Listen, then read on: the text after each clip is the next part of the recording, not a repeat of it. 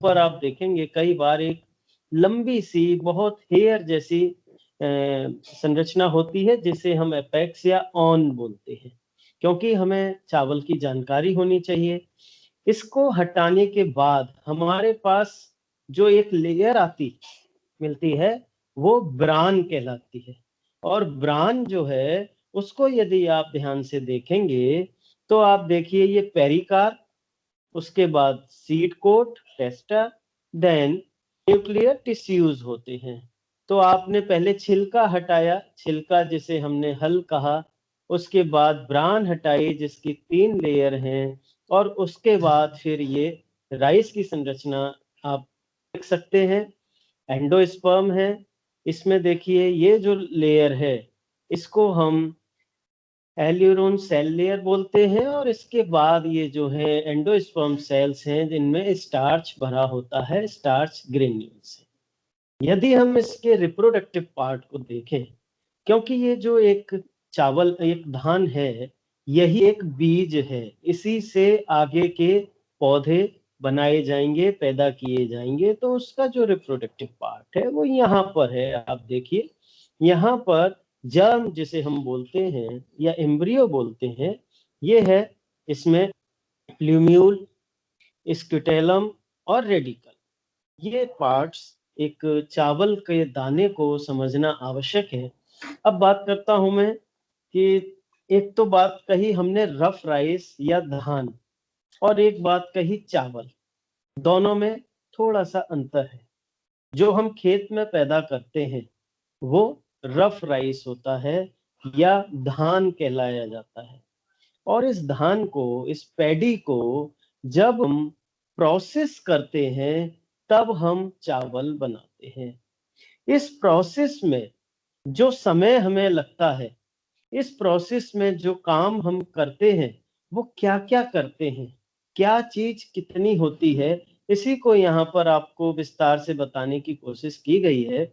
यदि आपने 100 kilo rough rice या पैडी लिया है तो आप देखेंगे जो मैंने बाहर का हल बताया था, जिसे हस्क या छिलका कह सकते हैं, वो 20% के लगभग निकल जाता है। यानी कि 100 किलो में से 20 किलो तो छिलका निकला, और फिर जो बचा उसको हम बोलते हैं ब्राउन राइस।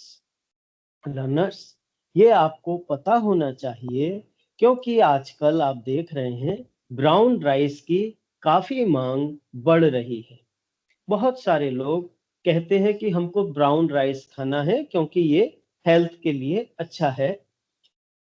ब्राउन राइस कोई अलग से चावल की प्रजाति नहीं है, कोई अलग से चावल ऐसा इस तरह का कोई चीज नहीं है कि वो कोई अलग से पैदा होता है। जो आप पैडी ग्रो करते हैं उसके छिलके को जब हम उतारते हैं तो उसे ब्राउन राइस बोलते हैं। और ब्राउन राइस के में मैंने बताया था आपको अभी, एक ब्रान होती है, एक लेयर होती है। इस लेयर को जब हम हटाते हैं तो करीब 15 किलो, 100 किलो में से 15 किलो यह लेयर निकल जाती है। और इसके बाद जो मिलता है वो मिल्ड राइस होता है, चावल होता है। लेकिन जब हम इस प्रोसेस को करते हैं, इस प्रोसेस को, धान से चावल बनाने की प्रोसेस को, जिसमें पहला काम था डी हस्किंग, हस्क को हटाना, फिर जो ब्राउन मिला उसकी पॉलिशिंग, जिसे हम ब्रान रिमूविंग भी बोलते हैं, रिमूव करना उस ब्रान को, तो उसमें कई बार डैमेज होता है और साबुत चावल सारा निकलेगा ऐसा संभव नहीं होता। बहुत सारा चावल टूट भी जाता है, और ये जो टूटन होती है जिसे हम ब्रोकन बोलते हैं वो लगभग 10% होती है। यानी कि 100 किलो में 10 किलो। और जो फाइनली जो हमको राइस मिलता है, साबुत चावल जो मिलता है जिसे हम बोलते हैं हेड राइस, वो हेड राइस लगभग 55 किलो मिलता है। और ये जो मैंने बताया है आपको, ये मात्रा वैरायटी के अनुसार, प्रोसेसिंग करने के तरीके के अनुसार घट बढ़ सकती है। 40% से लेके 55%, 58% तक हमको हेड राइस मिल जाता है। तो ये एक हम आगे बात करें उससे पहले आवश्यक था, लेकिन आज का हमारा टॉपिक है वो है चावल को एक्सपोर्ट करने की क्या स्थिति है, कैसे एक्सपोर्ट कर सकते हैं, उसमें कैसे बनना है, तो हमें ये तो पता चले कि हम स्टैंड कहाँ करते हैं। मैंने ये रफ राइस पूरा चावल लिया है, आपको पिछले 5 साल का एक्सपोर्ट का डाटा आपके सामने है और आपको ये देखना होगा कि देखिए ये जो यहाँ पर मिलियन एमटी 6.78 8.65 से लेके और हम कभी कम कभी ज्यादा करते हुए, लेकिन इस साल बहुत अच्छा एक्सपोर्ट कर रहे हैं, क्योंकि पिछले साल जो एक्सपोर्ट हमने किया था उससे 1/3 समय अभी हमारे पास बचा है, क्योंकि ये डाटा नवंबर तक का है। दिसंबर, जनवरी, फरवरी, मार्च 4 महीने का समय बचा है और हम पिछले साल से बहुत ज्यादा कर चुके हैं। इस साल नवंबर तक हम 70 लाख एमटी यानी कि 7.07 मिलियन एमटी एक्सपोर्ट कर चुके हैं। इससे हमको 19,780 करोड़ रुपए प्राप्त भी हो चुके हैं।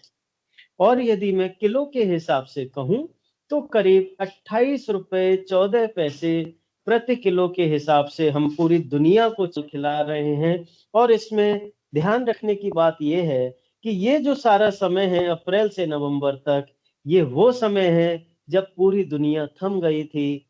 पूरी दुनिया में आना जाना चलना, इवन घर से बाहर निकलना बहुत मुश्किल था, उसके ऊपर भी काफी प्रतिबंध थे। ऐसे विपरीत परिस्थितियों में हमने पूरी दुनिया को भोजन उपलब्ध कराया है और बहुत ज्यादा एक्सपोर्ट हमने किया है। तो ये निश्चित रूप से गर्व की बात है।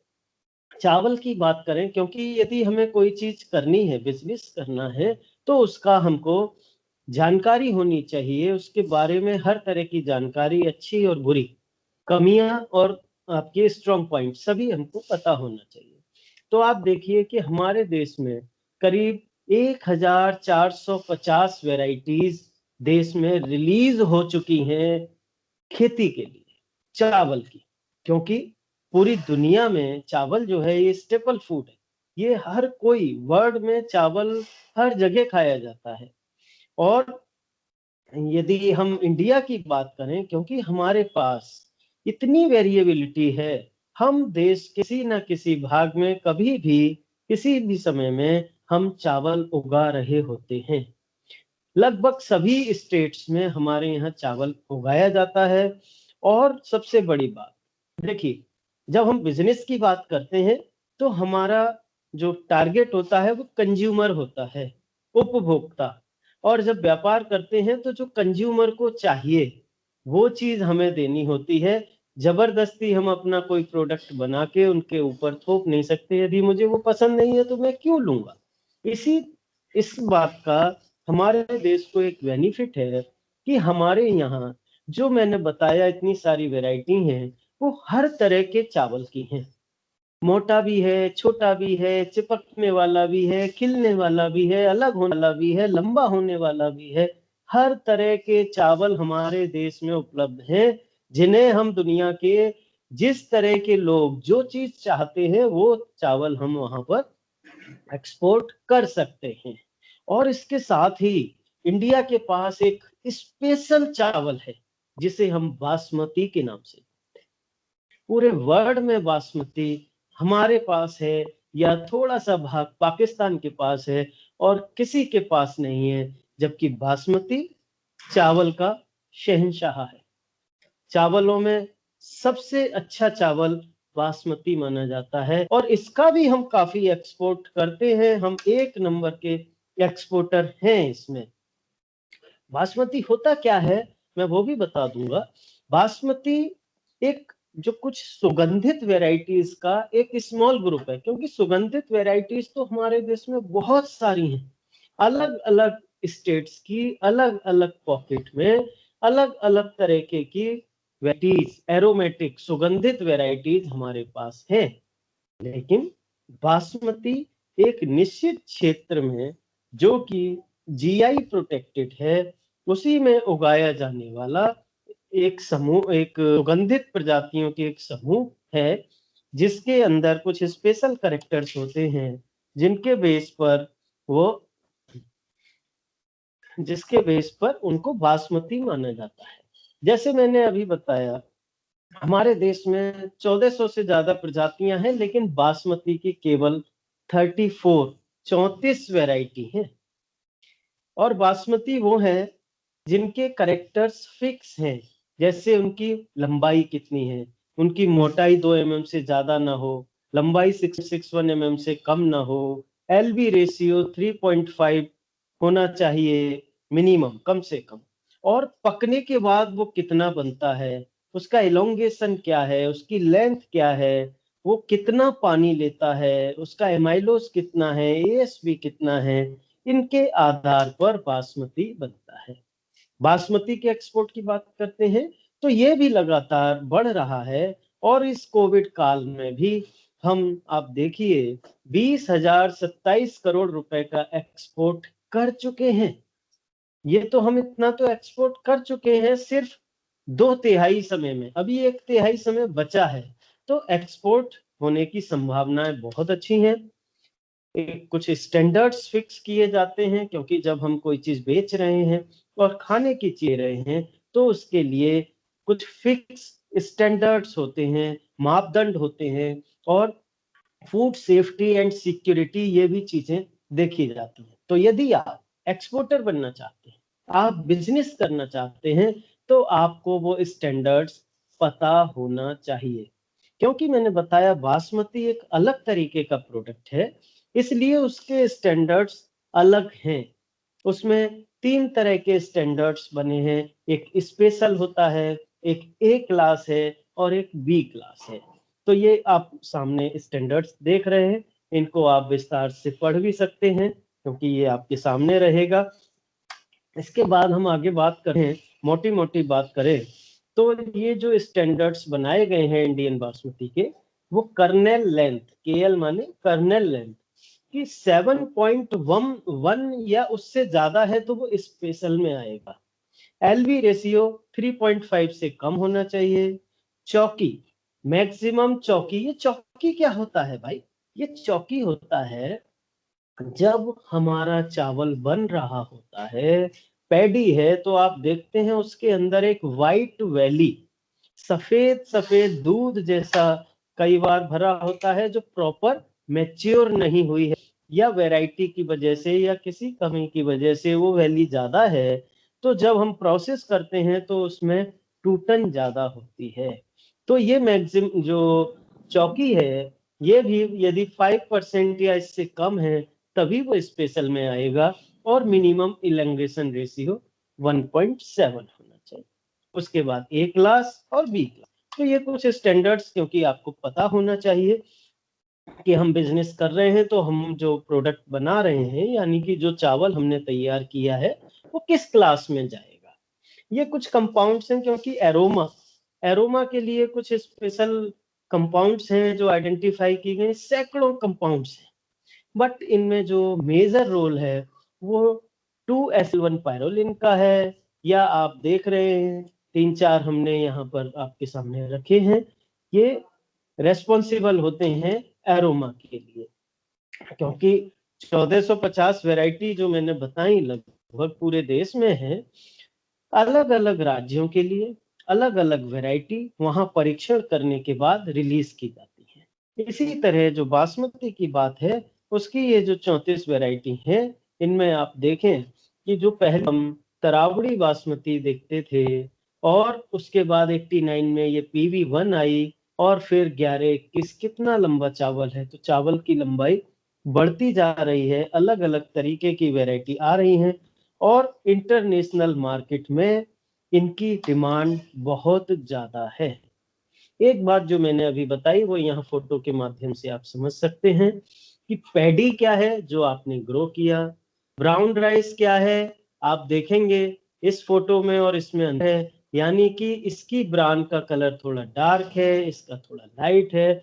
तो ब्राउन राइस केवल इस छिलके को उतारने के बाद हुआ, फिर इस लेयर को उतार के, जिसे हम ब्रान कहते हैं, जिससे हम ब्रान का ऑयल भी निकालते हैं, उसको निकाल देते हैं, तो फिर हमको ये व्हाइट राइस मिलता है जिसे हम खाते हैं।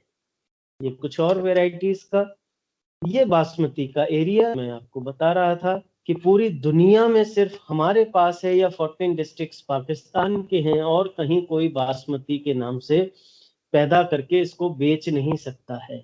ये वैरायटी भी ले जाएंगे तो यदि आप इस एरिया में ही ग्रो करेंगे तभी ये बासमती कहलाएंगी, नहीं तो नहीं।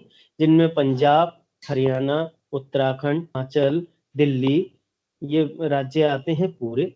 इसके अलावा 2 राज्य हैं, उत्तर प्रदेश के 30 जिले और जम्मू कश्मीर के 3 जिले इसमें निर्धारित हैं। ये जीआई प्रोडक्ट है। जीआई एक तरह का पेटेंट होता है और ये काफी मशक्कत के बाद मिलता है। इस पे नेशनल और इंटरनेशनल दावे आपत्ति के बाद होता है, और बासमती का जीआई मिला हुआ है। अब हम एक्सपोर्ट करने जा रहे हैं, तो हमें ये पता होना चाहिए कि एक्सपोर्ट की प्रॉब्लम्स क्या हैं। एक्सपोर्ट का मतलब है दूसरे देश में जब आप भेज रहे हैं तो वहां कई परीक्षणों से वो होके गुजरेगा। उसके अंदर कोई भी इस तरह की चीज नहीं होनी चाहिए जो उस देश में अलाउ नहीं है। और हमारे जो हम प्रॉब्लम फेस करते हैं, वो ज्यादातर जो प्रॉब्लम है वो यहाँ मैं बताना चाह रहा हूँ, जिससे कि जब हम एक्सपोर्ट करें तो इन प्रॉब्लम्स के ऊपर भी काम करें। पहली प्रॉब्लम है प्योर सीड की, थोड़ी सी प्रॉब्लम है।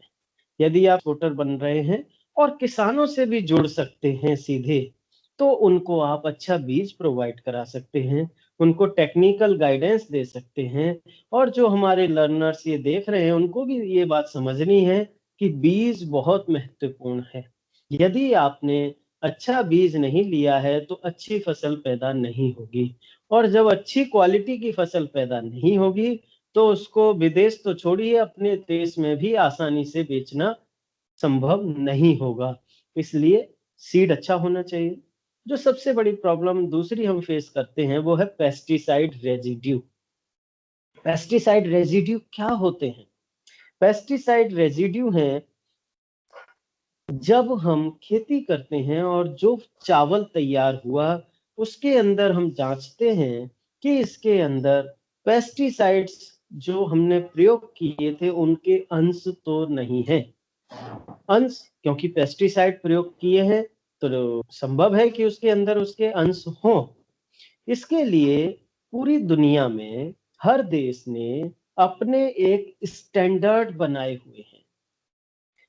हमने फिक्स किया हुआ है कि हमारे देश में, जैसे आप यूरोपियन यूनियन के देशों को यदि एक्सपोर्ट कर रहे हैं तो उनके जो स्टैंडर्ड हैं उनको कंप्लाई करना पड़ेगा। उनको आपको देखना पड़ेगा कि पर्टिकुलर पेस्टिसाइड कितने पीपीएम तक अलाउ है।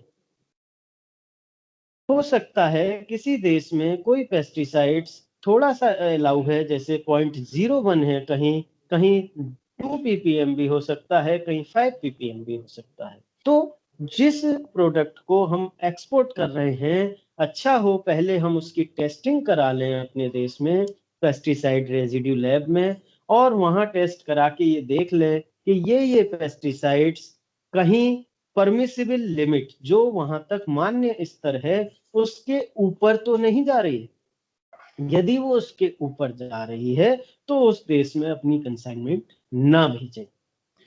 आपको ऐसी कंसाइनमेंट तैयार करनी है जो उस देश में किसी भी तरह की दिक्कत का सामना ना करे, और फूड सेफ्टी के जो स्टैंडर्ड्स हैं उनको फॉलो करना आवश्यक है। एक्सपोर्ट में और प्रॉब्लम जो आती हैं वो है एडल्ट्रेशन।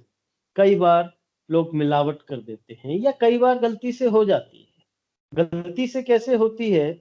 जैसे मंडी में जब किसान माल लेके आता है, पता चला उसने एक वैरायटी की ट्रॉली पहले भर के लाया था, 100 200 500 दाने उसमें रह गए, दूसरे भर लिए। फिर मंडी में जहां उसने डाला वहां पे दूसरी वैरायटी के बराबर में मिक्स हुए तो थोड़े दाने और मिक्स हो गए।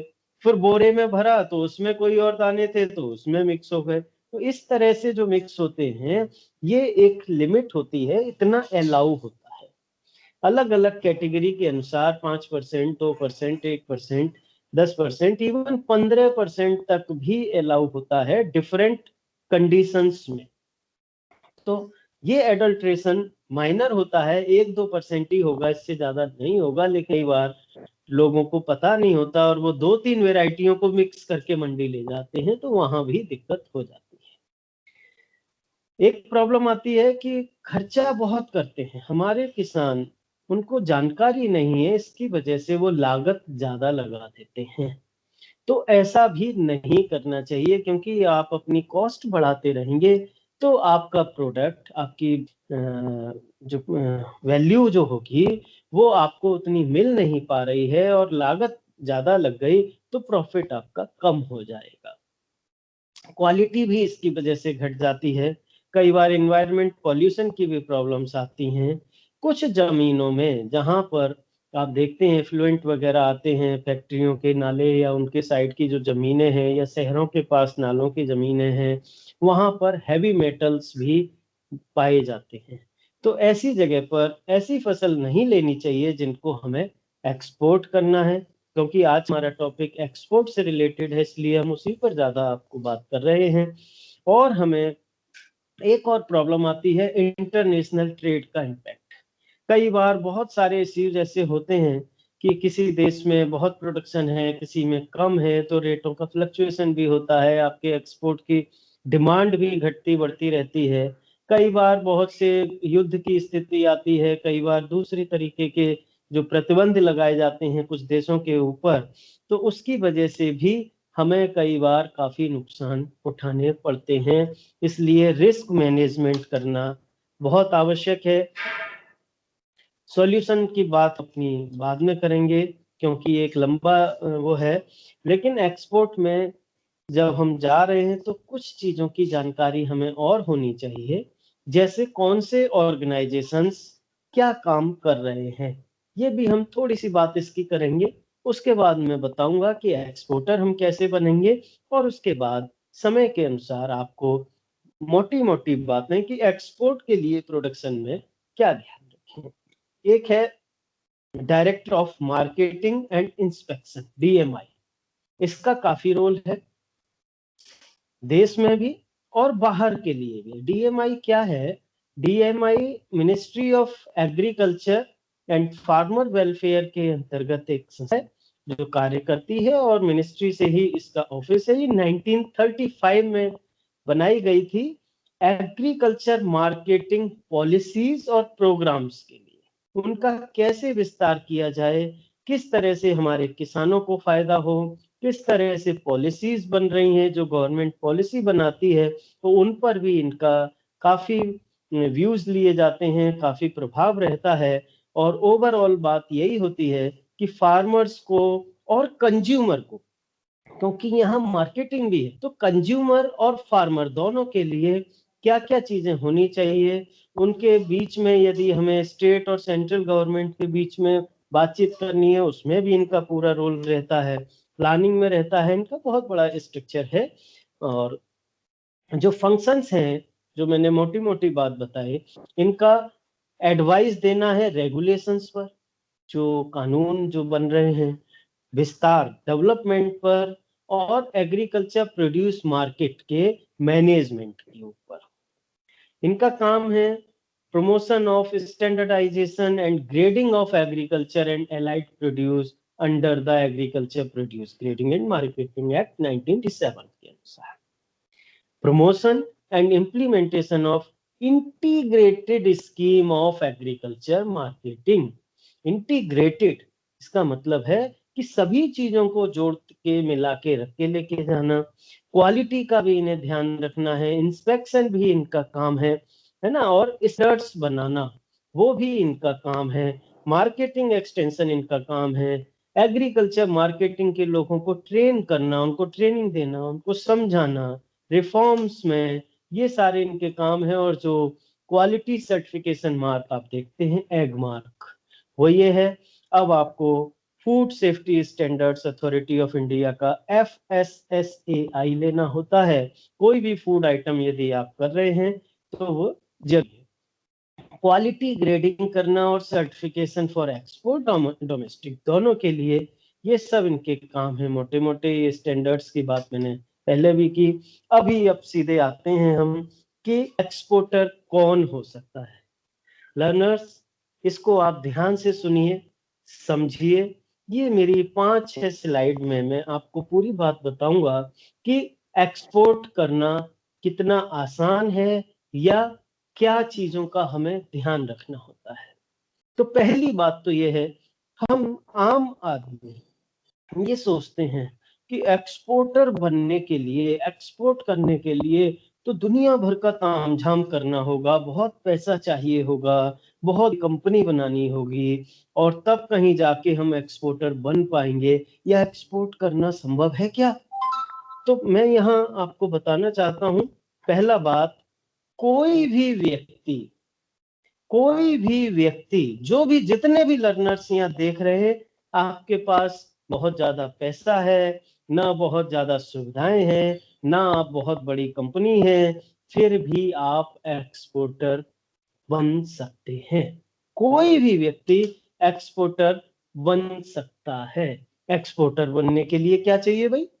एक्सपोर्टर बनने के लिए देखिए, हमारे राष्ट्रपति, जो पहले राष्ट्रपति थे आदरणीय कलाम साहब, हमेशा कहते थे बड़े सपने देखो, बड़ी सोचो, बड़े लक्ष्य निर्धारित करो, और जब हम लक्ष्य बना के कोई कार्य करते हैं तो कोई भी कार्य बड़ी आसानी से, बड़े आराम से कर सकते हैं।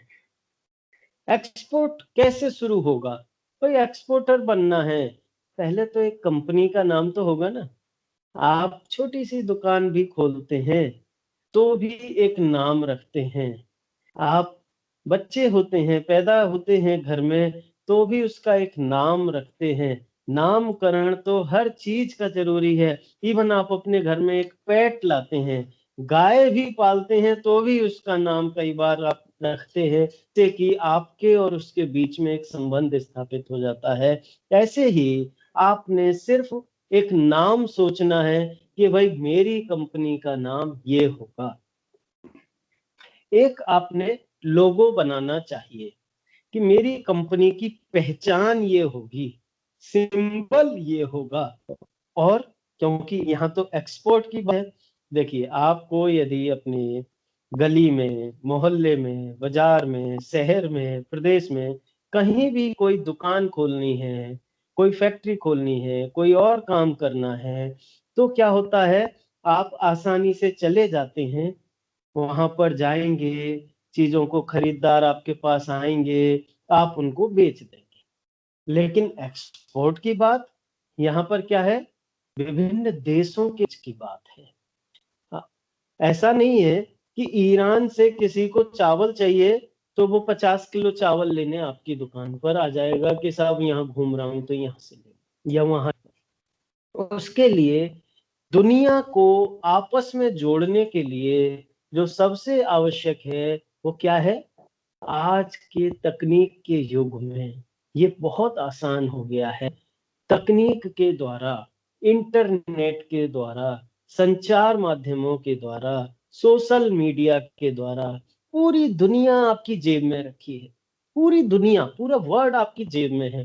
पहले पहले तो हमें कुंभ नहाने, कुंभ आता है ना अब आने वाला हरिद्वार में, कुंभ भी जाना है तो बहुत सोच के, फिर बैलगाड़ी सजा के, फिर तमाम लोग लेके जाते थे, या बसों से, रेलों से जाते हैं। लेकिन इंटरनेशनल मार्केट में ऐसा संभव नहीं है।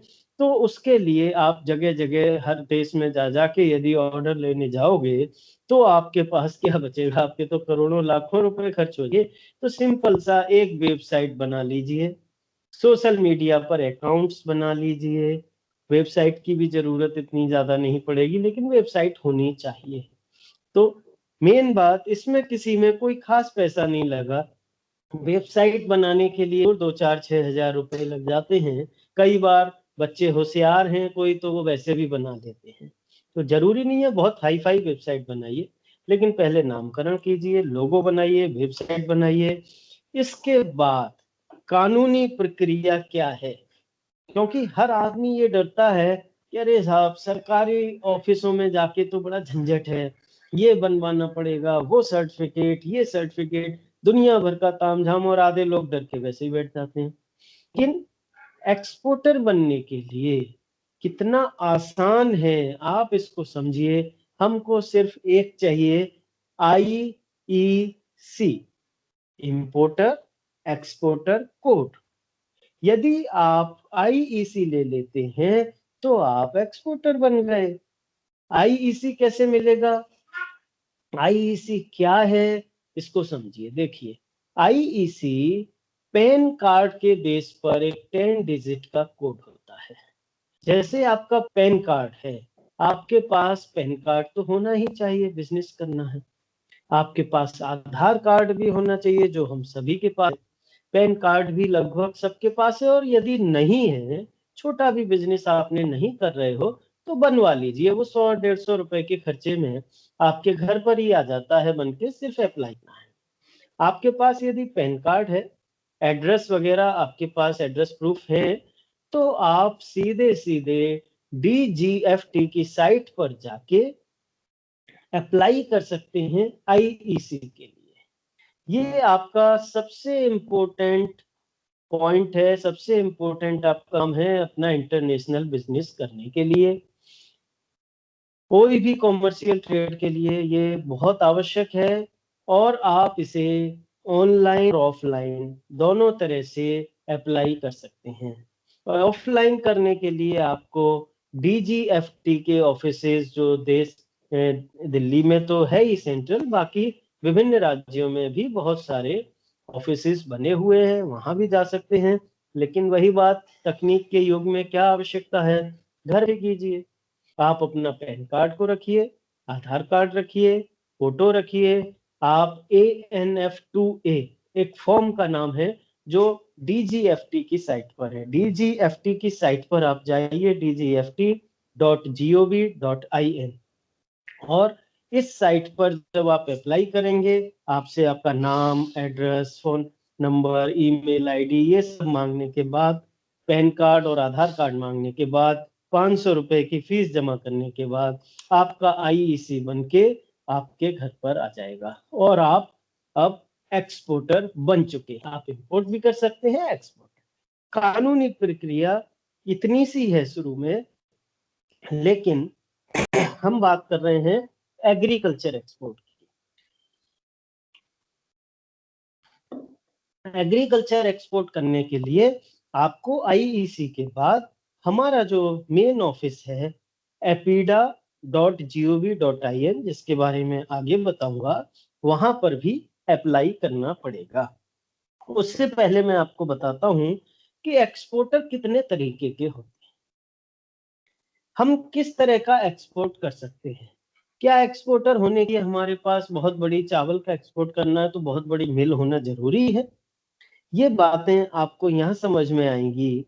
देखिए, एक्सपोर्टर 3 तरह के होते हैं।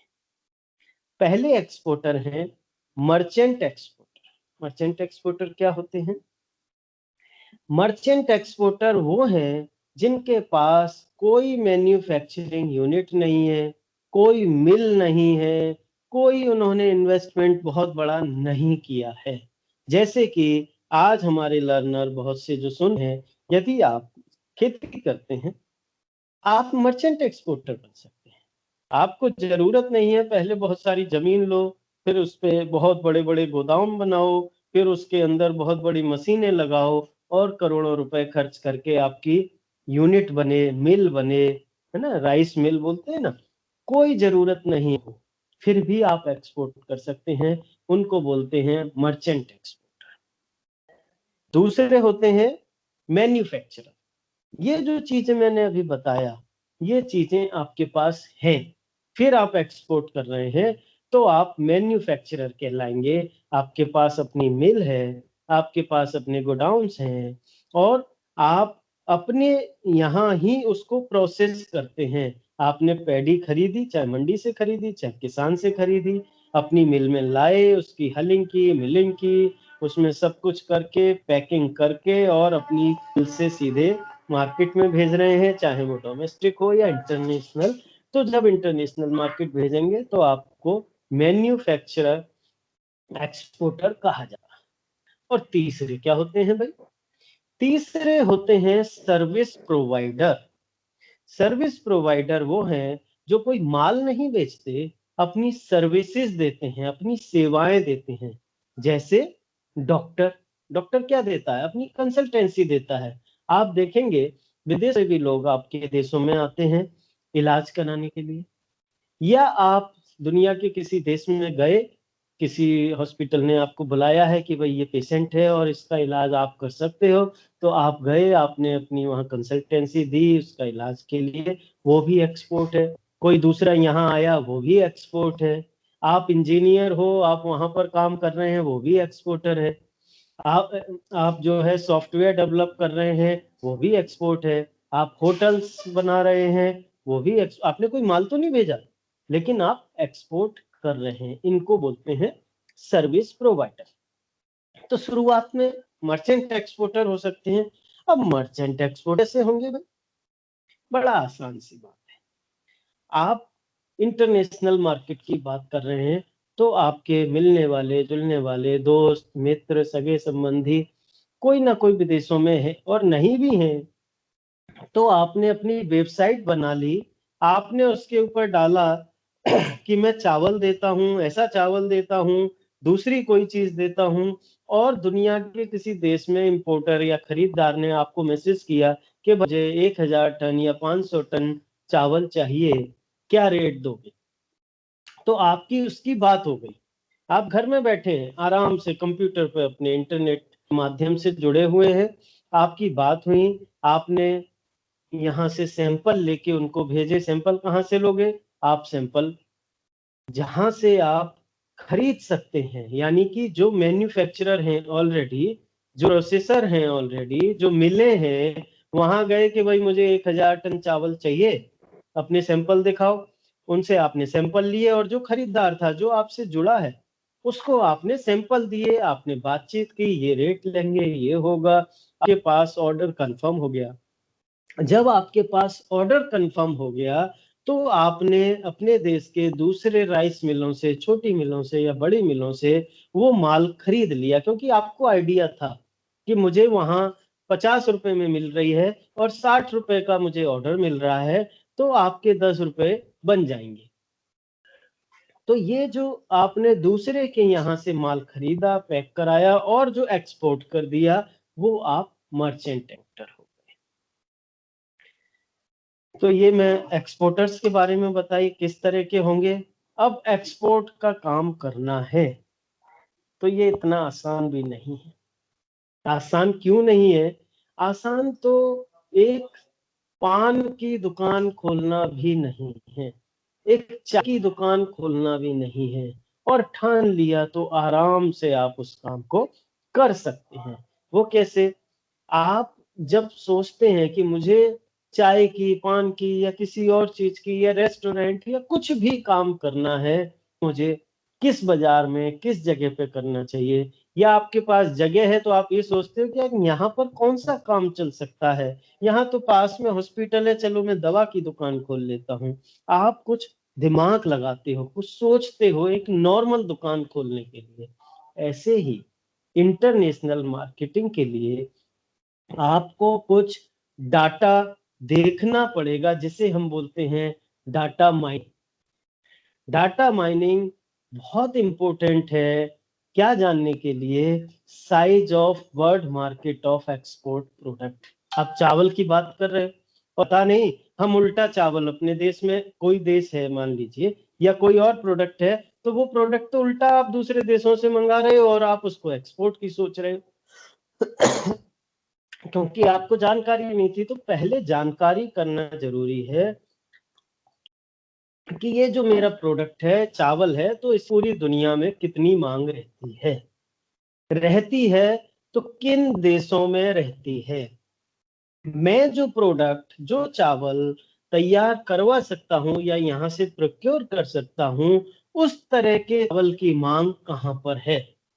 अब चाइना में भेजना है तो उनको तो सस्ता चाहिए, है ना? आप उनको बासमती दोगे तो वो वहां जो इंडियन एनआरआई हैं वो तो खाएंगे, बट वहां के लोग नहीं खाएंगे, क्योंकि उनको चिपचिपा चावल पसंद है। वो आप देखते हो ना, स्टिक से खाते हैं, उन्हें स्टिकी चावल पसंद है। यूरोप में आप देखोगे, या आप इधर ईरान, इराक, जो मिडिल ईस्ट, सऊदी में देखोगे तो यहाँ पर बिरयानी खाते हैं तो उनको लंबा चावल पसंद है। उनको यदि आप ये छोटा वाला दाना भेजोगे तो वहां नहीं मिले, उनको पसंद नहीं आएगा। तो आपको डाटा माइनिंग करनी है कि वर्ल्ड मार्केट कैसी है, मार्केट का ट्रेंड क्या है, कब बढ़ती है कब घटती है, कौन कॉम्पिटिटर्स हैं। अब आपने टारगेट कर लिया कि मुझे सऊदी में माल भेजना बहुत जाता है जी यहाँ से, और मेरे पास तो ये वाली वैरायटी है, मान लीजिए 1121 है और लंबी है, बहुत बढ़िया है, तो मैं भेजूंगा। तो फिर अगला स्टेप, आपने मार्केट आइडेंटिफाई कर ली, आपने प्रोडक्ट आइडेंटिफाई कर लिया, तो फिर कॉम्पिटिटर कौन है। अब आपको ये भी देखना पड़ेगा कि हमें किस किस से चैलेंज मिलेगा, उनके रेट्स क्या होंगे, उनसे कम रेट हम कैसे दे पाएंगे, वहाँ के टैरिफ बैरियर्स क्या है, वहाँ क्या क्या चीजें, सैनिटरी फाइटो सैनिटरी इश्यूज हैं उनको, जैसे मैंने अभी आपको बताया था पेस्टिसाइड रेजिड्यूज की बात, तो रेजिड्यू में किस चीज का क्या होना चाहिए। ये थोड़ा सा बैठ के आपको होमवर्क करना पड़ेगा, डाटा लेना पड़ेगा, कौन वहां पर सूटेबल बड़े बड़े बायर कौन से हैं वहां के, सब इंटरनेट पे आप खोजेंगे तो मिलेगा। एपीडा की साइट इसमें आपको बहुत हेल्प देती है, जो हमारा पेरेंटल ऑर्गेनाइजेशन है एपीडा, जहाँ से मैं आता हूँ, वहां पे आपको ये जानकारियां भी मिलती हैं। तो ये सारी जानकारी यदि आपने नहीं ली और सीधे एकदम एक्सपोर्टर बनने चल दिए तो नुकसान उठा सकते हैं। इसलिए जानकारी लेना पहले जरूरी है, उसके हिसाब से आप अपनी स्ट्रेटजी बनाएंगे, बायर मैनेजमेंट करेंगे। जो इंटरनेट ट्रेड में बायर मैनेजमेंट बहुत इंपॉर्टेंट है, क्योंकि पता चला आपने किसी ऐसे व्यक्ति को या ऐसी कंपनी को दे दिया जिससे आपको पैसा ही नहीं मिल पा रहा है, या उसका इरादे ही ठीक नहीं है, तो आप फंस जाओगे, तो खत्म, नुकसान हो जाएगा। तो आपको पहले बायर आइडेंटिफाई करने पड़ेंगे, और ऑर्डर को identifier buyer and procure order, और उनसे ऑर्डर लेना।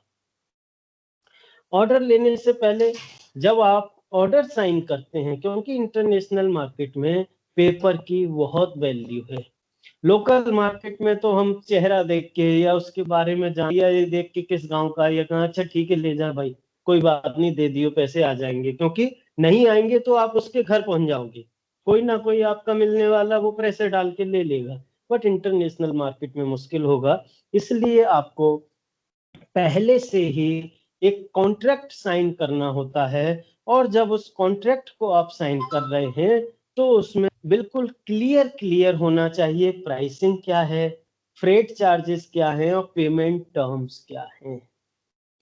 प्रोडक्शन एंड सप्लाई मैनेजमेंट, ये भी आपको देखना है, आपने ऑर्डर तो ले लिया और आप यहाँ से सप्लाई नहीं कर पा रहे हैं तो भी गड़बड़ हो जाएगी। और पेमेंट रियलाइजेशन, ये बहुत इंपॉर्टेंट है। Delivery of goods and follow up, अब आपने माल पोर्ट पे भेज दिया, फिर उसके बाद फॉलो अप करना, लास्ट तक पहुंचना और पेमेंट मिलना, ये सारा मैनेजमेंट आपको करना होगा। अब मैं यहाँ एक बात बीच में नई बताना चाहता हूँ आपको, आपने सुने हो इनको टर्म्स। इनको टर्म्स क्या होते हैं, जब हम सेल कॉन्ट्रैक्ट को साइन करते हैं तो उसमें ऐसे नहीं लिखा कि जी आपका माल वहां पहुंच जाएगा तो हम इतना दे देंगे, फिर उसके बाद यहाँ आएगा तो दे देंगे, ऐसे लंबा लंबा नहीं लिखा होता। वहां कुछ टर्म्स बनाए हुए हैं, उस कॉन्ट्रैक्ट में वही लिखे होते हैं, जैसे एफओबी, सीआईएफ की payment term will be FOB, FOB means free on board, जैसे हम लोग यहाँ लोकल अपने कंट्री में भी करते हैं। तो उसमें ये है कि भाई हम ये माल आपको दे रहे हैं, आपके यहाँ पहुंचने तक का रेट है ये, या ये मेरी एक्स गोडाउन, मेरे गोडाउन का रेट है, उसके आगे का आप जानोगे। तो इस तरह के टर्म्स होते हैं, इनकी जानकारी बहुत आवश्यक है। ये जो इनको टर्म्स है, it they was published by international chamber of commerce इन 1936, और समय समय पर इनमें चेंजेस होते रहते हैं, नए जुड़ते रहते हैं, और पूरी दुनिया में डोमेस्टिक इंटरनेशनल ट्रेड में इनको माना जाता है।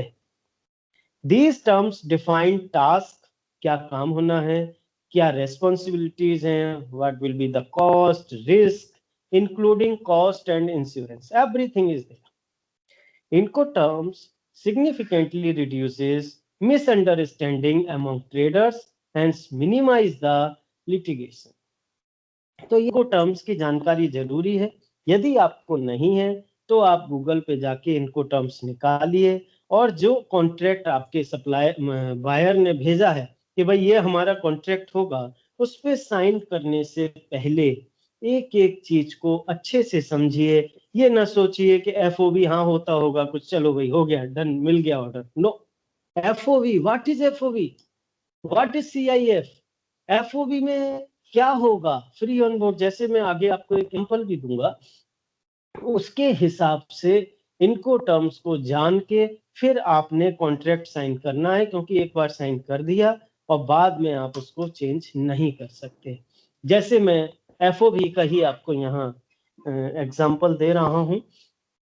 आप देखिए, यदि आपके लिखा हुआ है कि payment term will be FOB, इसका मतलब है कि जो आपके यहाँ की सेलर या एक्सपोर्टर की प्रीमिसेस से लेके और ऑन बोर्ड शिप तक चढ़ने तक आपका रिस्क है, और चढ़ने के बाद भले ही वो वहां से निकलते ही जहाज पलट जाए, तूफान आ जाए, कुछ भी हो, उसका डैमेज हो, जो भी नुकसान होगा वो बायर खरीदार का रिस्क है, आपका रिस्क नहीं है। और यदि आपने कोई दूसरा वो किया है तो पता चला बिकने तक का रिस्क आपका रहे। इसलिए इनको टर्म्स को बहुत समझ के जरूरी है समझना। आप देखिए इसमें और ध्यान से मैं बताऊं कि सेलर एक्सपोर्टर प्रीमिसेस में के यहाँ पर फिर आप डॉक्यूमेंट फॉर्मेलिटीज, इसमें जो भी खर्चे होंगे वो भी आपका होगा, यहाँ के खर्चे आपके हैं, डिस्पैच करना डेस्टिनेशन से क्यूए तक वो भी आपका खर्चा है, लोडिंग पार्ट ऑफ शिपमेंट यानी कि शिप को लोड करना, जो शिप से भेजोगे वहां तक लोड करने से लेके और ऑन बोर्ड जो शिप रेल होती है लोड करने तक का सारे खर्चे, कॉस्ट वो आपकी है, सारे रिस्क आपके हैं। उससे पहले कुछ भी होगा आप जिम्मेदार हो। लेकिन आपने एफओबी साइन किया, एक बार आपने चढ़ा दिया और शिप रेल आगे से जो चलेगी वो फिर आगे जाना, उतारना, पहुंचाना, वहां की जो डॉक्यूमेंटेशन की फॉर्मेलिटीज हैं, वहां के जो खर्चे हैं, वहां की जो रिस्क हैं, जो इंपोर्टर बायर की प्रीमिस तक की, वो सब बायर की हैं। तो एक इनको टर्म्स ऐसे डिफाइन होता है, ऐसे ही बाकी भी इनको टर्म्स होते हैं। इसके बाद हम बात करते हैं पेमेंट टर्म्स की। पेमेंट इज द वेस ऑफ एनी ट्रेड। आपने माल लिया, ऑर्डर ले लिया, माल भेज भी दिया, पैसा नहीं मिला, तो फिर तो सारा काम बेकार हो जाएगा। तो आपने पेमेंट के क्या टर्म्स हैं उनको भी ध्यान देना है।